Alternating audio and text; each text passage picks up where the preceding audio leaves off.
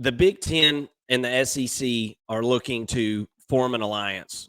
And we're here today to talk about whether that's good or bad for college football. But let's talk about what the Big Ten and the SEC are eyeing first. So one of the first matters of business between this alliance is calendars. What can we do to make the college football calendar more inclusive to head coaches and better for the sport? So what we're proposing, and by we, I mean Big Ten and SEC, what we're proposing for college football here is an earlier signing day right after conference championships, right? And then 2 more like we've already got them, basically. So you would have an early signing day, and then your February signing day. Does that sound right? So what I'm, just to kind of further elaborate, what I'm hearing is a June signing day. Right. What the SEC is proposing is a post regular season signing day before you get so after the last, and it might be conference. I don't know if it's to include conference championships or not, but after the last regular season it's FBS before conference game is championships played, right? You have a signing day. Yeah. I don't know if I agree with that, because the teams that are in conference championships are probably like, we're trying to get ready to win our freaking conference championship, which still matters, right? It should still matter, right? I would vote towards the week after the conference championship personally, but that's the second one, and then the normal February window would be the third one. I'm not smart enough to figure out like really what would make the most sense, right? That ultimately the coaches are trying to get players to sign early because it allows them to focus their attention and time on players who have not signed yet, right? And so a June signing day makes a ton of sense, because you get these players who really want to be with your program. You already kind of know what your roster is going to look like. You can start focusing on other players.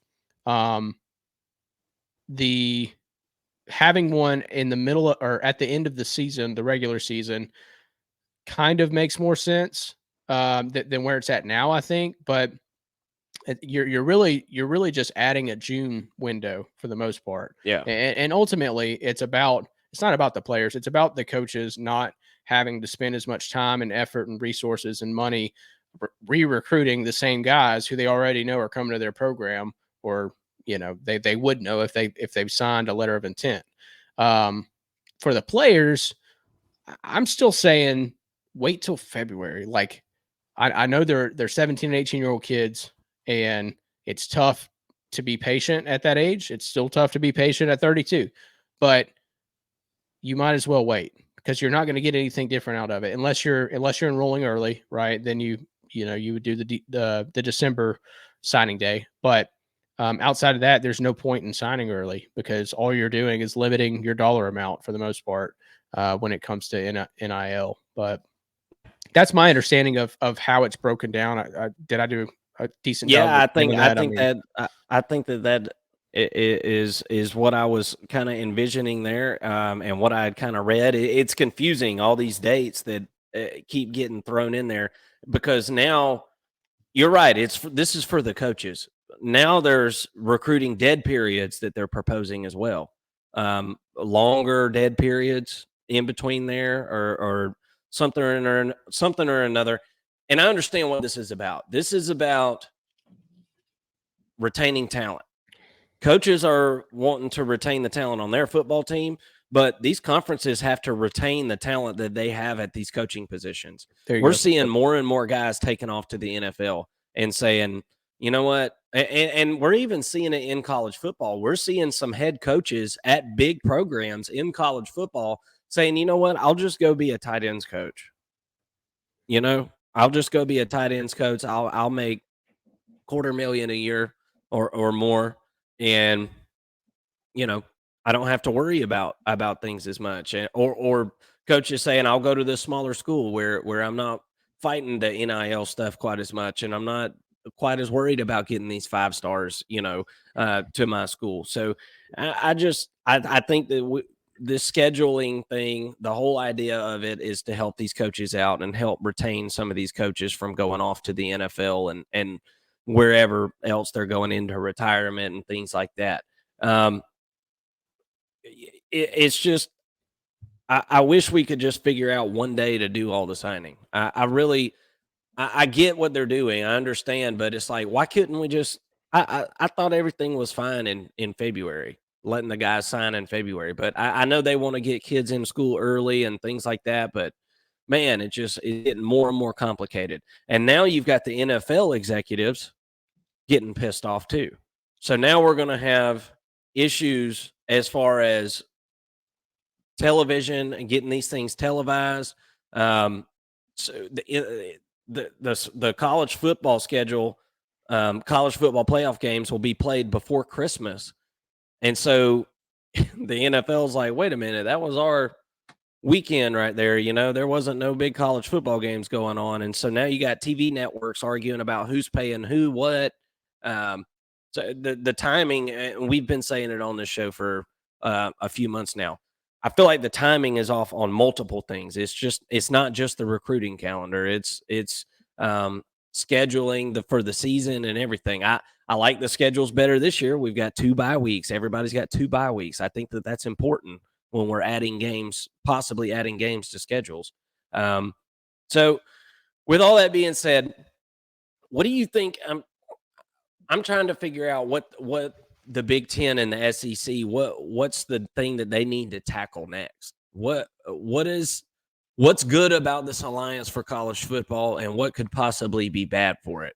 Obviously, this alliance, the Big Ten and the SEC, could be bad for the ACC and the Big 12.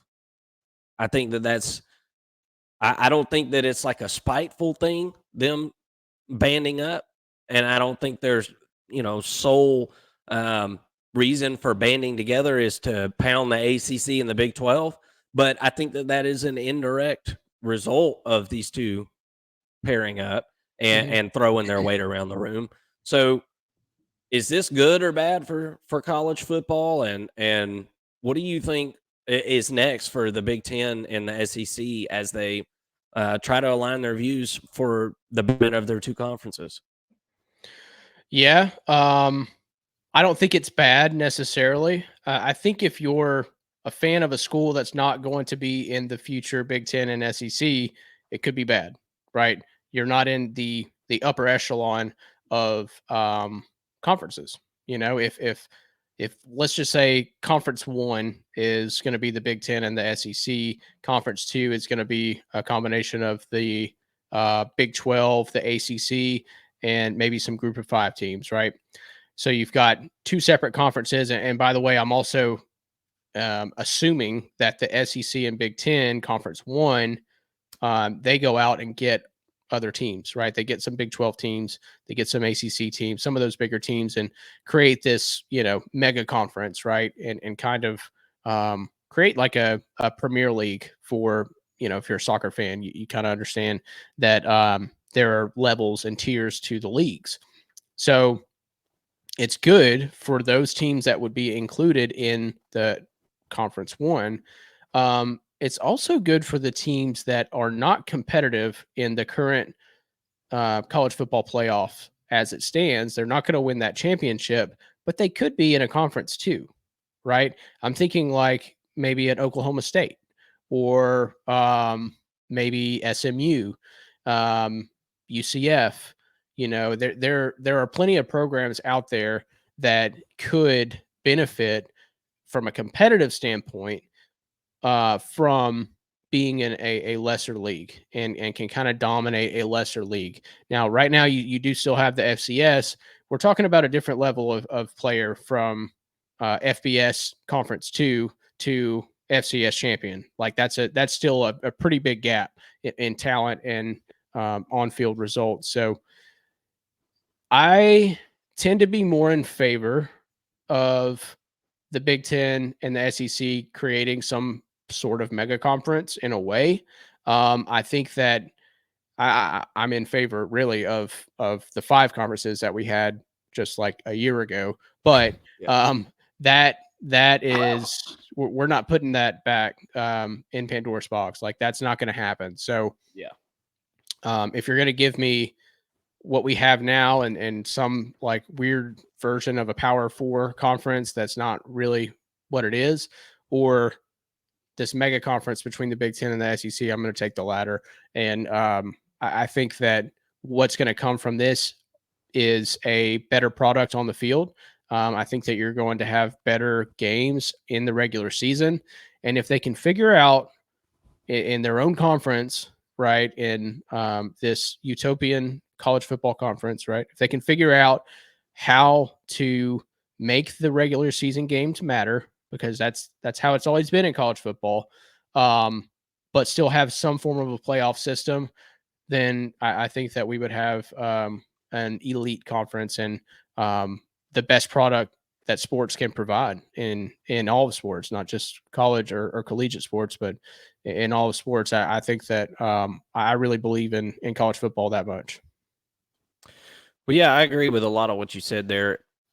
We just got done talking about how we wish there was some type of leadership in college football, and I think this is a form of that leadership.